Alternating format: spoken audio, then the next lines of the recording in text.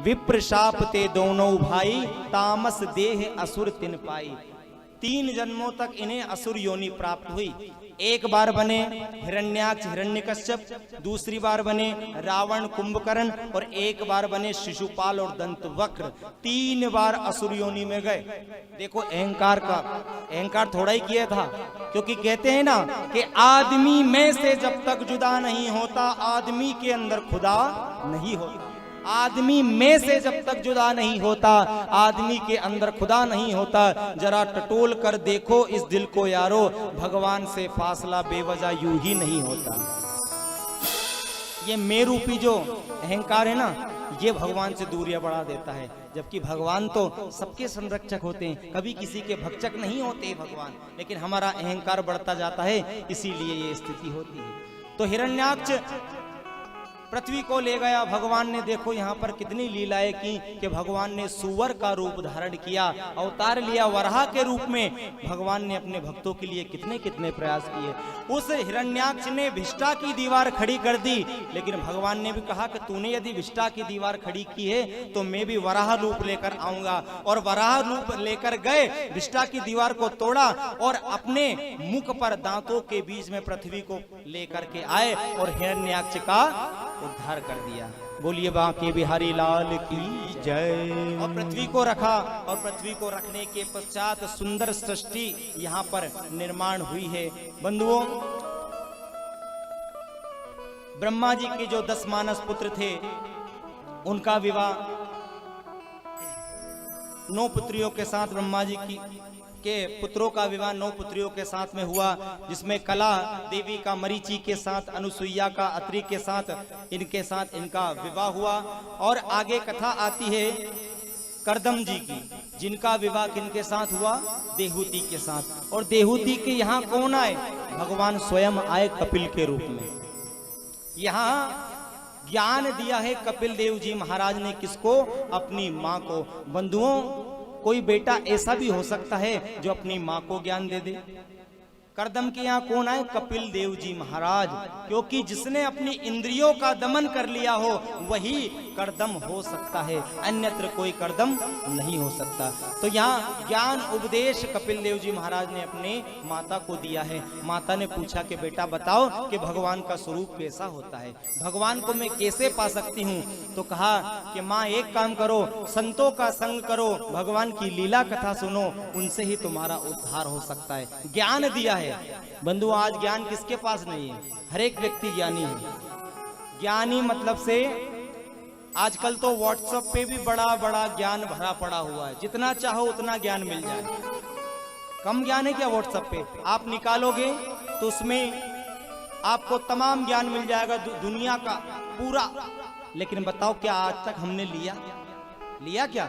ज्ञान मिला जब भी नहीं लिया। बंधु, एक जगह बात चल रही थी, एक लड़का बैठा एक मैसेज पढ़ रहा था मोबाइल में कि सबसे बड़ी बीमारी कौन सी है? सबसे बड़ी बीमारी कौन सी है? ऐसी बीमारी जो भोजन सामने रखा है लेकिन भोजन करने नहीं देती, लेटे हुए हैं लेकिन सोने नहीं देती। वो पढ़ता जा रहा है और स्क्रॉल करते जा रहा है, ऊपर निकालते जा रहा है। और अंत में लिखा सबसे बड़ी बीमारी क्या होती है, तो उसमें अंत में लिखा था कि तूने जो हाथ में पकड़ रखा है ना, वही सबसे बड़ी बीमारी है। आज 5 लोग एक जगह बैठे होते हैं लेकिन 5 लोग आपस में चर्चा नहीं करते, अपना मोबाइल देखते रहते हैं। तो सबसे बड़ी बीमारी कौन सी है? ये मोबाइल ही सबसे बड़ी बीमारी है। अरे लेटे हुए होते हैं फिर भी क्या नींद नहीं आती है, सामने भोजन रखा है लेकिन भोजन नहीं करते हैं। आजकल के बच्चों की स्थिति बताऊं आपको, शहरों में, गाँव में नहीं, शहरों में स्थिति यह है कि छोटे छोटे बच्चे मोबाइल के सामने ऐसे चिपके हुए होते हैं कि वो बच्चे भोजन भी नहीं करते। उनकी माँ उनके पीछे पीछे घूमती है, ले बेटा थोड़ा सा खा ले बेटा थोड़ा सा खा ले एक काम कर, ये मोबाइल रख ले सामने और ले मैं तेरे को थोड़ा सा खाना खिला देती हूँ, थोड़ा भोजन करा देती हूँ। तो आजकल के बच्चों की स्थिति है कि वो बिना मोबाइल देखे भोजन भी नहीं करते। आपने देखा होगा, आप सभी जानते हैं, इतनी बड़ी बीमारी है। तो जो भोजन नहीं करने दे वो सोने नहीं दे, जहाँ 5 लोग एक साथ बैठे हुए बात नहीं करने दे, सबसे बड़ी बीमारी कौन सी है? ये मोबाइल ही तो है। हाँ, इसका देखो दुरुपयोग भी है, इसका उपयोग भी है, लेकिन कितना? एक हद तक आप इसका उपयोग करो तो ये आपके लिए फलदायी होगा, लेकिन इसका जो रिएक्शन है वो बड़ा खराब होता है बंधुओं। आज 3 वर्ष की उम्र में चश्मा लग जाता है। क्यों लग जाता है? क्योंकि जो मोबाइल का रिफ्लेक्शन है उनसे आंखें प्रभावित होती हैं। पहले कितने खेल होते थे बच्चे, आप सब तो जानते हैं। छोटे छोटे थे तो बर्फ पानी खेला जाता था और छुपन छुपाई खेला जाता था, कबड्डी खेली जाती थी, कितने कितने सारे खेल खेले जाते हैं। लेकिन आजकल के बच्चे कोई जानते हैं क्या और खेलते हैं क्या?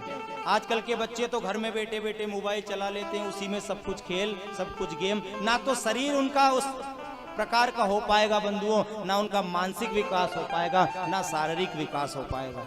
क्योंकि दौड़ेंगे नहीं, क्रिया नहीं करेंगे, भागेंगे नहीं तो शरीर विकसित कैसे होगा? हमने तो सब खेल खेले, लेकिन जो आने वाली पीढ़ी है शायद ये बर्फ पानी का मतलब नहीं समझेगी। समझेगी क्या माताओं बहनों?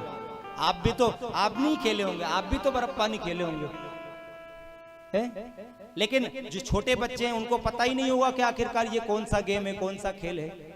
आजकल पता ही नहीं रहता बच्चों को, क्योंकि सब कुछ मोबाइल में भरा पड़ा है। तो ज्ञान तो मोबाइल में भरा पड़ा है, लेकिन ज्ञान लेता कोई नहीं है। आज देहूती माँ स्वयं कपिल देव जी अपने बेटे से कह रही कि मुझे ज्ञान दो। आज सब कोई ज्ञानी है, हर व्यक्ति ज्ञानी है और ज्ञान तो बट रहा है। मान लो सीताराम, ज्ञान बढ़ते जा रहा है, क्योंकि श्रद्धा चाहिए ज्ञान लेने के लिए। और कहा है ना, श्रद्धावान लभते ज्ञानम, जिसके अंदर श्रद्धा होगी ना वही ज्ञान ले सकता है, हर कोई ज्ञान नहीं ले सकता है। कहा एक ने कि आज दुनिया बड़ी सयानी है, और क्योंकि जिसको देखो वही ज्ञानी है। आज दुनिया बड़ी सयानी है, जिसको देखो वही ज्ञानी है। जब मैंने कहा एक शराबी से कि बाज आ जाओ इस खराबी से, देखो सुनना, कि बाज आ जाओ इस खराबी से, तो वो जो शराबी था वो उठ करके बोला कि सुनो, वो बोला मेरी क्यों छुड़ाते हो? वो बोला मेरी क्यों छुड़ाते हो? तुम भी तो रोज अंगूर का पानी पीते हो। क्या कहा? कि वो बोला मेरी क्यों छुड़ाते हो? तुम भी तो रोज उन्हीं अंगूरों का तो ये पानी है, और दुनिया बड़ी सयानी है। वो कहता है शराबी कि ये तो अंगूर का पानी है भैया, तुम भी तो रोज अंगूर खाते हो, तो मैं कहाँ शराब पीता हूँ। तो आज शराबी भी ज्ञान दे सकता है, क्योंकि दुनिया में ज्ञान भरा पड़ा हुआ बंधु। आज दुनिया बड़ी सयानी है, क्योंकि हर एक व्यक्ति ज्ञानी है, हर एक व्यक्ति ज्ञानी है। ज्ञान देने के लिए बोलो तुरंत खड़े हो जाएंगे, भैया ऐसा नहीं ऐसा कर लो, ऐसा नहीं ऐसा कर लो, अरे ये खराब लग रहा है ये कर लो। अरे भैया करो तो आकर के, ज्ञान तो कोई भी दे देगा। नहीं ऐसा होना चाहिए, अरे ये थोड़ा ऐसा समझ में नहीं आ रहा। होता है ना, कथाओं में कुछ लोग कथा सुनने जाते हैं और कुछ लोग गड़बड़ी निकालने ही जाते हैं। कुछ लोग कथा सुनने जाते हैं और कुछ लोग काट छाट निकालने जाते हैं और कुछ लोग चप्पल बदलने जाते हैं। होता है ना ऐसा। तो इसलिए जिसको जो चाहिए वो ले जाता है। इसलिए श्रद्धावान लभते ज्ञानम, यहाँ कपिल देव जी महाराज ने अपनी माता को ज्ञान दिया है।